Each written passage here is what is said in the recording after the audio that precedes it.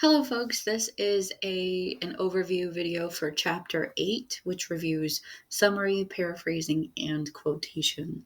Just like before, if you'd like to take notes while we go over this video, you are more than welcome to. Not required, but recommended, encouraged.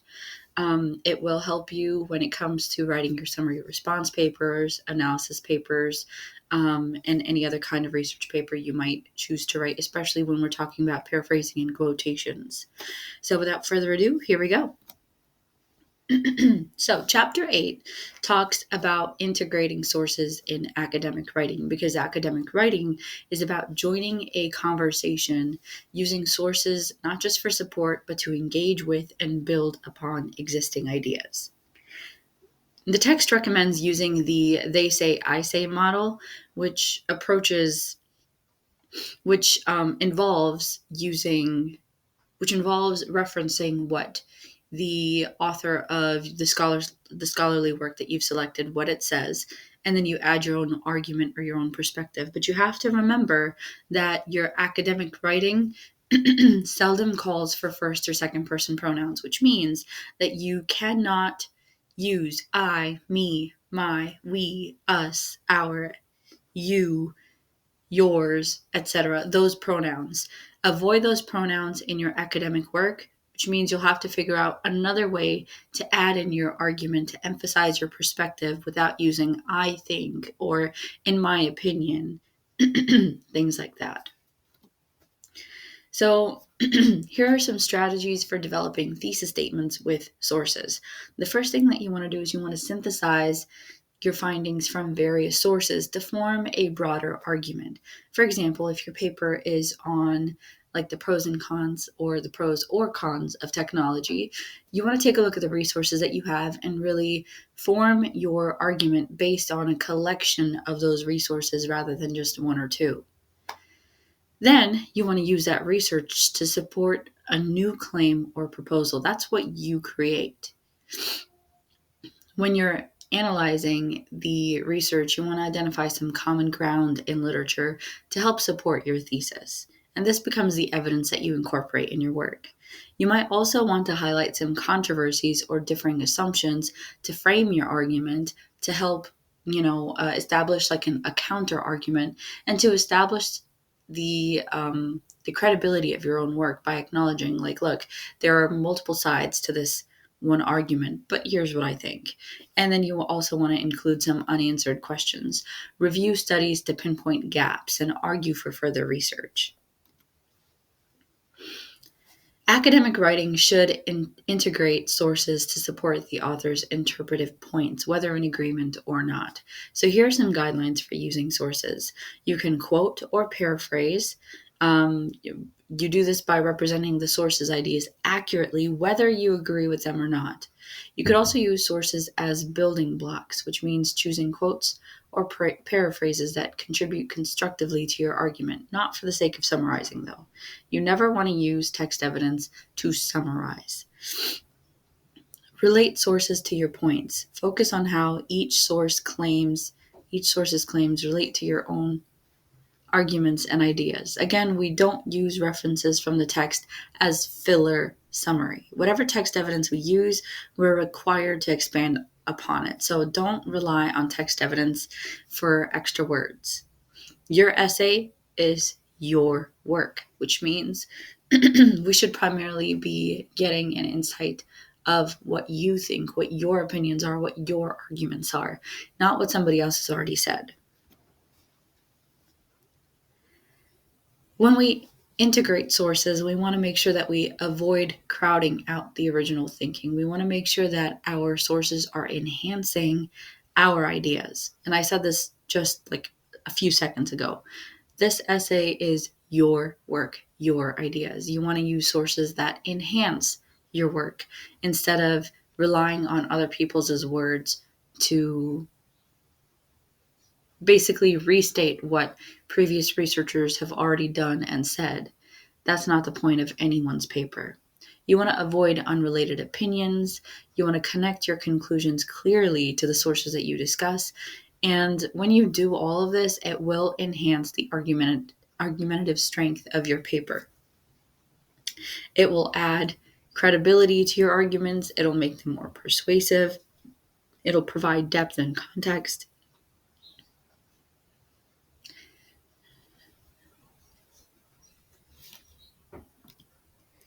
Here's some principles for incorporating sources.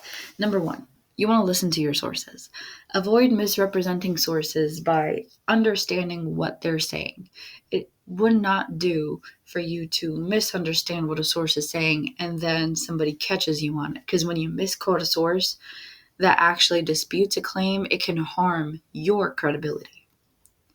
Principle two, providing context. You need to make sure that you're introducing the sources with some background information, letting us know why they're relevant, how they contain authority.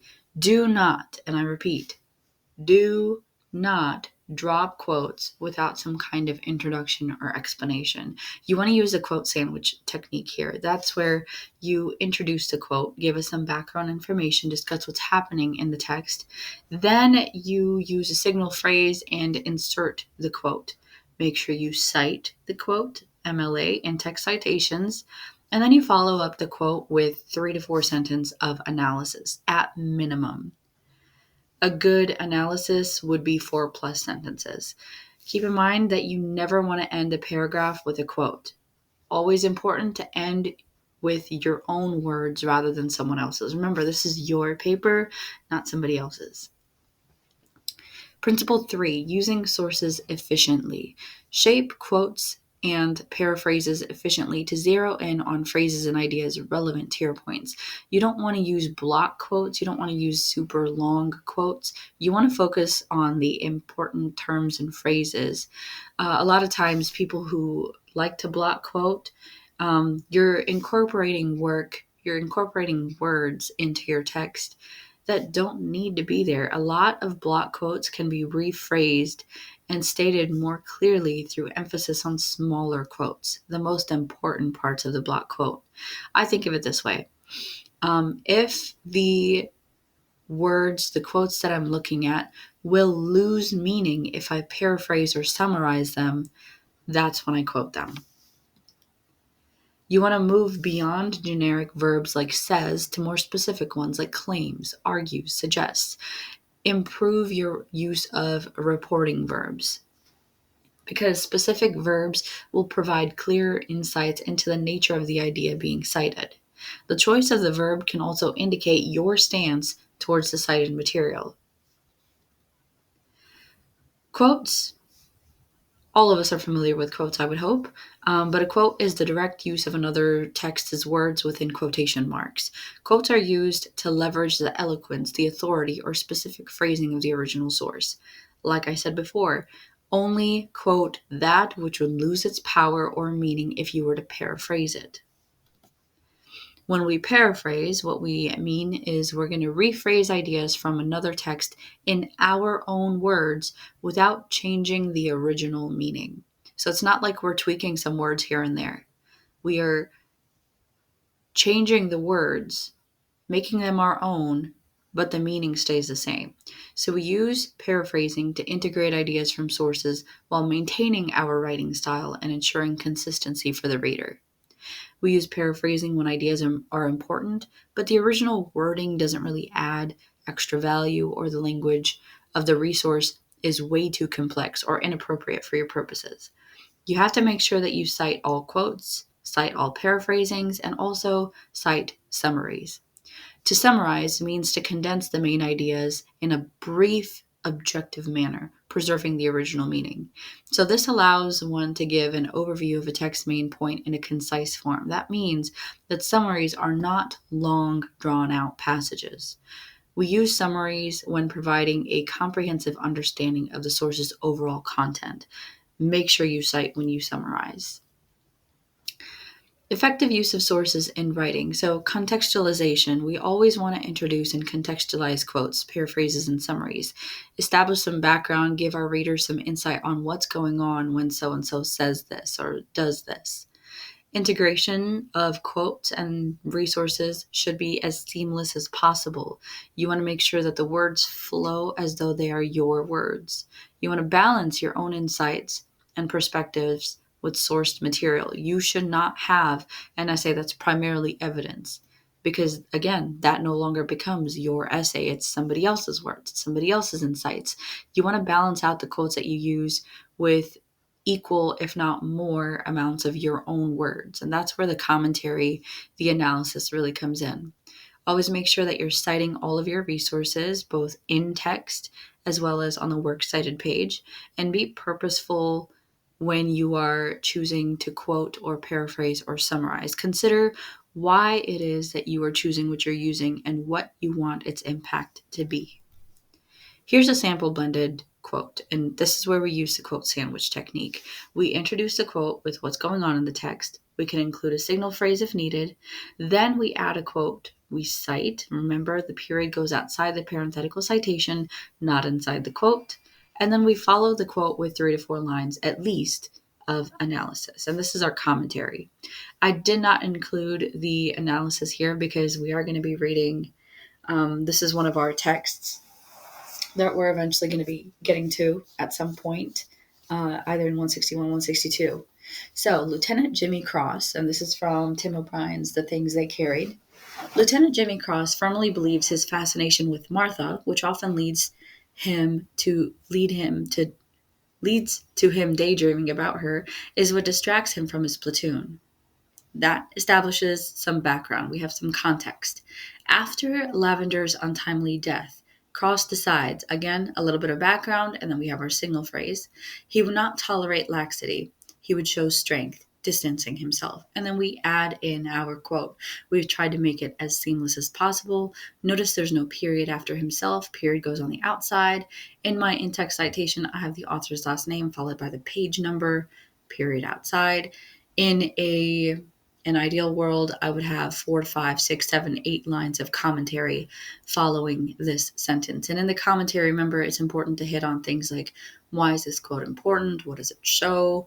You remember, this is where that critical thinking taps in. You want to break down the sentence, the quote that you've used, analyze each little aspect of it. When we're writing a full-length summary, if I was to give you a paper and say, okay, write me a summary on, for example, The Things They Carried. In the intro, you might want to introduce the author, give us the title of the work, the publication context of the original text, give us the main ideas that the author discusses in his work. And then in the body paragraphs, you're going to expand on each of those main ideas. You're going to use transitional phrases to connect those points. Ensure accurate representation without personal bias. That's very important in a summary. The summaries are never about you and your opinions. The summaries are about what the author of the original work has decided, has said. And then your conclusions would tie together key points or ideas from that summary. You're going to relate the summary back to your own work's main points or arguments if relevant. That's not always going to be the case, though. Make sure that you understand the original text, pardon the typo there, before summarizing. Avoid cherry picking points that only support your argument, because that leads to misrepresentation. You don't want your work to be misrepresented itself. Keep the summary objective, keep it factual, don't involve any personal biases. Connect the summary back to the purpose of the writing. Use summaries as building blocks in your argument, not as standalone elements. When we effectively paraphrase, we introduce the source, we talk about the author, the original text, we provide some context, we restate the original idea by recreating the original text idea in our own words and in our own sentence structure. Then we cite the source to acknowledge the original author's idea, original idea's author. We connect to our point. We have to link the idea back to our own argument or the point that we're making in our papers when we paraphrase. This is kind of where the analysis aspect hits. And we want to maintain an integrity by ensuring that the paraphrase section accurately reflects the source's intent and meaning. Again, we want to make sure that our work is full of academic integrity. We do not want to misrepresent anything. Incorporating purposeful quotes. We want to make sure that most of the paper is in your words to maintain your unique voice and perspective. Use quotes sparingly and only when they add significant value. You want to avoid Overly long quotes. Those are like 3 or more sentences. Consider a shorter quote, a paraphrase, or summary. Either one of those options would suffice. Anytime you use a partial quote, make sure that they do not misrepresent or distort the original meaning. Use that quote sandwich. Introduce, integrate, cite, follow with commentary. And again, make sure to cite your resources no matter what. I don't care if you're summarizing, paraphrasing, or quoting. Period goes outside of the citation, not inside the quote. After the quote, always follow up with commentary that discusses its relevance to your main argument. And that, folks, covers Chapter 8. If you have any questions on any of these topics, please do let me know. Otherwise, you're ready to move forward.